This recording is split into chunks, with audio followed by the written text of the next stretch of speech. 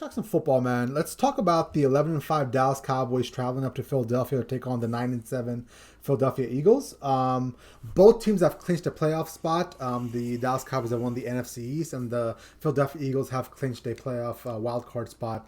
Seeding is still to be determined at the moment, but right off the bat, Burge, who do you got winning this game? Uh, uh, so the spread in this game is the Eagles are getting 7 points here. I like the Eagles to cover that. Dallas's offense is just been so inconsistent, inept at times. I was watching some of that Dallas Cardinals game on Sunday and seeing like Zeke Elliott drop off passes. Tony Pollard, who's like they're supposed to be a two-headed monster at running back with those two guys. Tony Pollard's dropping passes. Dak's fumbling the ball.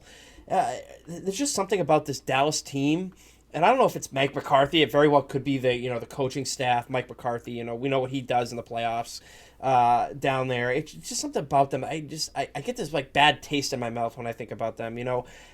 Dak's easily going to be the comeback player of the year for the NFL coming off the injury. He's had a great season, but lately they have really fallen off in terms of their production on offense.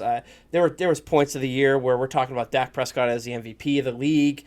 It's been a while since we had those conversations, but they were there, especially after that performance they had in a losing effort on opening night, where they think they put up more of a fight than anybody thought they were going to do against the reigning Super Bowl champions. But there's just something about them that makes me think that they just leave such a bad taste in my mouth. On the Eagles side, they're running the ball well. With Boston Scott, Miles Sanders back to Jalen Hurts, he's been serviceable. For me, he's a little too inconsistent for them to make like any kind of noise in the playoffs. I have the Eagles covering the 7 points. I think I'm gonna still pick Dallas to win just because of their talent level alone. They can make a multitude of mistakes and still find a way to be in games on both sides of the ball. Obviously, Michael Parsons and Trayvon Diggs back there on their defense. Michael Parsons very well could win Defensive Player of the Year as a rookie.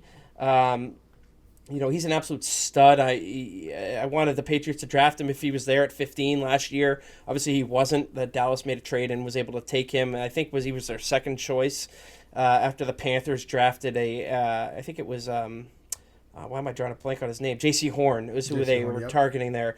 And but they ended up with an absolute stud player in Michael Parsons. That dude's going to be a force in the league for years to come. But I think Dallas still will win the game, but I think it's going to be a lot closer than Vegas is putting out right now. Yeah, and I think a lot of this game is going to be determined by how many starters play and how long they play. Yeah, exactly. It seems like with the Cowboys, they're going to be locked in the number 4 spot in the playoffs. They've clinched their division. They're the lowest seeded division winner, so they'll be a number 4 spot. I think with the Eagles, if they win, they could potentially move to number 6. But for the most part, they're going to hover between 6 and 7.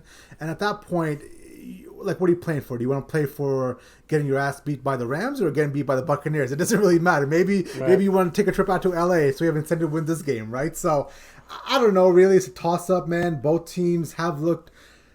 The Cowboys, you hit it right in the head. Their offense has been hit and miss a lot this year. They started out hot early in the year, but they've just been so up and down. I can't really make anything out of them. Even their defense has been hit or miss. Trayvon Diggs could look like an all-world beater, or he could be getting burnt for 60-yard touchdowns, right? So there's a lot there. But on the other side, with the Eagles, I mean, truthfully, right down here in my first bullet point says, where the hell did the Eagles come from, right? Like, who?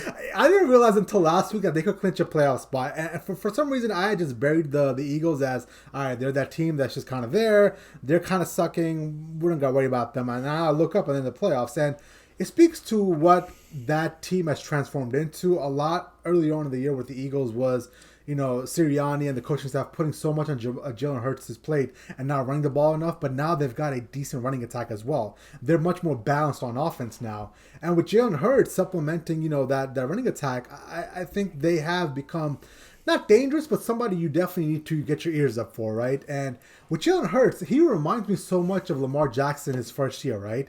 He does a lot of running, there's a lot of designed runs, easy throws for him, getting him on the move, cutting the field in half, making decisions easier for him. And if you look at the statistics, they're kind of the same as well. So I think I'm going to lean with the Cowboys to win this game just because they got so much more firepower, but I would not be shocked one bit if the Eagles did win this game.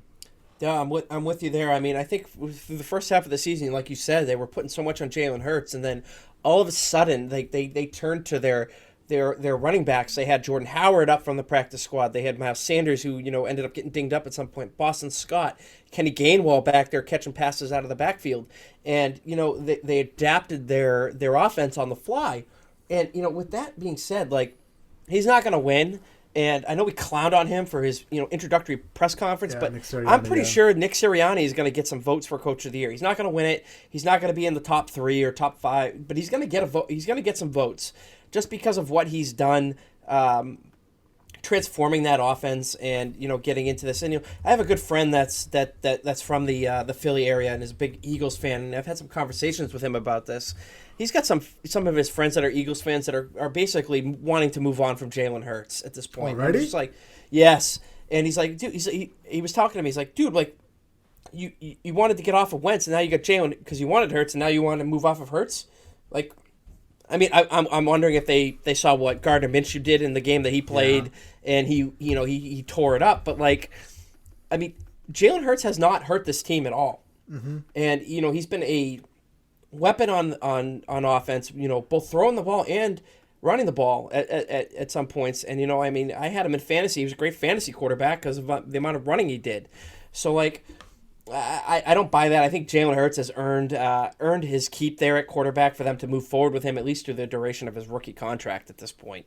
Well, what the hell are they going to do? Like, are they going to go out there and get Deshaun Watson? Like, I mean, a lot of these teams, like, they're so hell-bent on moving on from Baker Mayfield or wherever it is, and that's fine, I get that, because if the guy isn't the guy and he's just a guy, then there's no point of putting more time and money into him. However, you've got to have a backup plan. You've got to have, are we going to go out there and get a Russell Wilson, or can we make a play on Deshaun Watson? If that's not the case, then what are you doing here? You're going to go back to Gardner Minshew? Exactly. And that's fine. I do think Gardner Minshew is somebody that can potentially win you a few games. But, I mean, I think with Jalen Hurts carrying this team, not carrying, but, getting this team to the playoffs, I think it says a lot. And you've got to give him another year to develop with the playoff appearance, man.